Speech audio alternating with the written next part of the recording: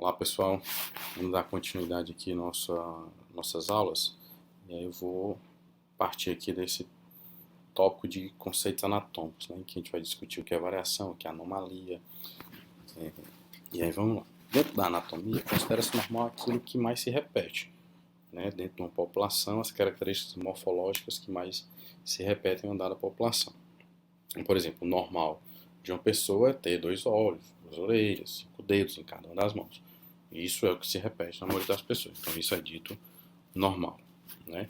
Agora, tudo aquilo que foge dessa normalidade morfológica e não cause prejuízo, certo?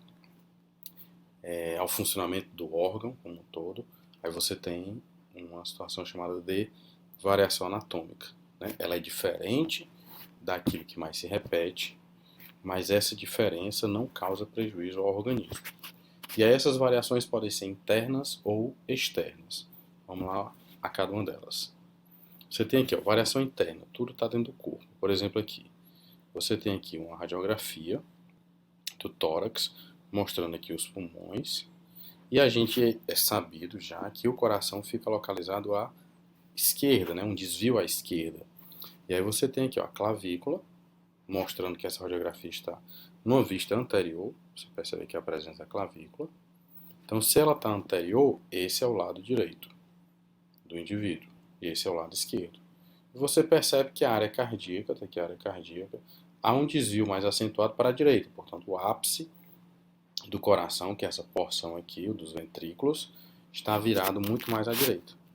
O que seria normal, esse ápice estaria virado à esquerda, né, o que não vem a ocorrer. E esse desvio à direita foge do normal e para esse indivíduo aqui não vai estar causando nenhuma alteração. O coração dele vai estar funcionando normal, certo? E ele vive a vida toda, se ele nunca tiver feito a radiografia, ele vai, sei lá, cometer falecer por outros fatores, e aí ele vai lá, se alguém fizer alguma radiografia nessa pessoa, é que ela vai, de fato, descobrir que ela teria o coração invertido, né? Uma destrocardia, o nome dessa situação, coração virado à direita, destrocardia. Então isso é uma variação interna que está dentro do corpo. Outra condição que nós temos aqui, por exemplo, isso aqui é a vesícula biliar para abrigar a bile produzida no fígado, né? E aí você vai ter aqui, ó, artérias que vão levar suprimento sanguíneo para a vesícula biliar. Perceba que a fonte e origem da artéria cística chamada, que é a artéria que leva nutrientes, oxigênio para a vesícula biliar, ela parte de pontos diferentes, ó, certo? Parte de pontos diferentes. E isso não interfere na dinâmica da artéria. A artéria cística, volto a repetir, tem como função levar nutrientes, oxigênio para esse órgão. E aí está levando normalmente. Só que a fonte dele é diferente. A origem da artéria cística é diferente. Então, é uma variação. Não causa problema algum. Nessa situação aqui, nós vamos ter o nervo ciático, ó, em relação, a posição dele em relação ao músculo piriforme, que é a vista posterior, né, que é o sacro, que é o osso do quadril, aqui o fêmur. Nós estamos vendo o quadril do indivíduo na sua porção posterior. Você percebe que o nervo ciático, ó, aqui ele passa totalmente abaixo, né, inferior, em relação ao músculo piriforme. Aqui, as duas porções, dois feixes do nervo ciático. Um feixe está passando inferior, outro feixe está passando superior. Nesse daqui, né, um feixe inferior e um feixe atravessando o músculo piriforme. E nesse aqui, então, a câmera talvez esteja encobrindo um pouco, mas dá para perceber aqui que o nervo ciático está atravessando em sua totalidade o músculo piriforme. Em quaisquer uma dessas situações, o nervo, que tem como função levar informações, que no caso aqui partem da medula para a musculatura toda aqui do membro inferior, certo? Coxa e perna, e vai estar levando do mesmo jeito, assim como vai estar captando as informações da periferia e levando para a medula espinal. Então, a função do nervo, que é levar e trazer informações da periferia para o central e do central para a periferia, ela vai estar sendo executada com total do seu funcionamento. Então, se o funcionamento está mantido, sem prejuízo, trata-se de uma variação. Aqui variações externas, né? Nós temos uma pessoa com 1, 2, 3, 7 dedos. Aí você tem aí uma polidactilia, excesso de dedo. Perceba que o pé dela tem, né, o seu aspecto muito parecido com um pé dito normal. Então, a função do pé que é permitir que a pessoa, né, estabilize a postura ereta, fique na postura ereta, ela tem uma base, né, para essa sustentação e esse equilíbrio do corpo, e essa base vai estar mantida, né, por ter o pé um pouco mais largo, até bem melhor mantida, né, por sinal.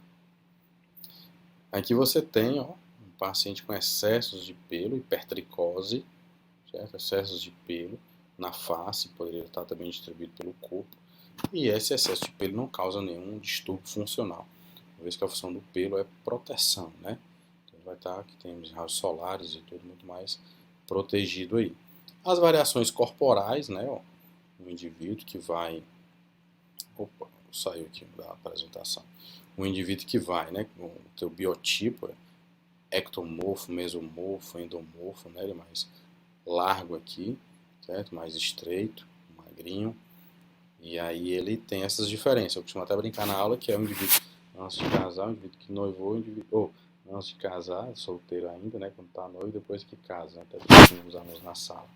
Você tem diferenças aqui entre as mulheres, né? Do quadril, certo? Cada quadril diferente, a função do quadril está lá, distribuição conforme a arquitetura desse corpo, a morfologia desse corpo. Então, são variações externas da morfologia padrão do indivíduo, né? Não causa nenhum prejuízo para o seu funcionamento como um todo. Agora nós vamos aos exemplos de anomalias, né? Anomalias já é uma diferença morfológica, portanto, fugiu do normal, só que agora sim apresenta algum distúrbio funcional. Diferentemente da variação, na variação não havia nenhum prejuízo funcional. Aqui você claramente já percebe. Você tem aqui a situação chamada onfalocele, né, em que as vísceras intestinais, as vísceras abdominais, né, estão aqui abrigadas dentro de uma bolsa, porque essa bolsa não adentrou no período embrionário, não adentrou para a cavidade abdominal. Há um dado período lá da embriologia que esse intestino primitivo lá entraria para a cavidade abdominal para se acomodar, se virar o intestino, o estômago, todas as vísceras que o fazem parte, né? E aí não aconteceu. Onfalocele, aí você tem um prejuízo aí, até risco de infecções e tudo, tem que fazer o tratamento, a cirurgia para realocar essa bolsa para dentro do intestino. Aqui a lábio leporino com fenda palatina, certo? Uma abertura do palato. O palato é a região que divide cavidade oral de cavidade nasal. Um bebezinho, quando for amamentar, tem um risco aí de sofrer um engasgo, uma broncoaspiração, evoluir para uma pneumonia. Tem distúrbios da fala também, né?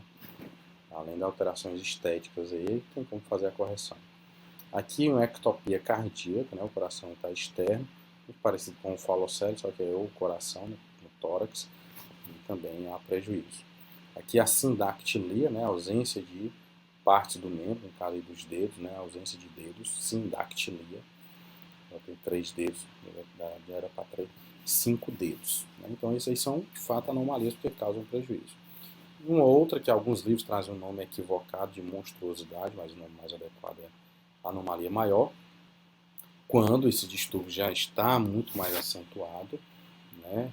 Por isso a anomalia maior, e às vezes é incompatível com a vida. Você tem aqui 2 vidas que não se separaram, né? Gêmeos siameses que não houve separação intraútero, e aí eles nasceram assim. Né? Esse aqui foi óbvio logo depois, mas alguns ainda sobrevivem tudo, né? Isso é, considerando que seriam 2 vidas independentes, né? E por isso dito incompatível com a vida. Aqui a mesma coisa, ó, tem 2 corpos aqui, certo? Ó, e esses corpos não se separaram adequadamente, né? Esse aqui, que é um holoprosencefalia, houve uma alteração do desenvolvimento do encéfalo, uma paralisação, na verdade. E aí o olho, eu percebo que o olho não dividiu, o olho ainda é único, né? Nós temos um período que esse olho é único para depois ele se dividir. A orelha ainda não se acomodou na sua porção, então houve alteração na formação dessa face do indivíduo como um todo, né? A holoprosencefalia.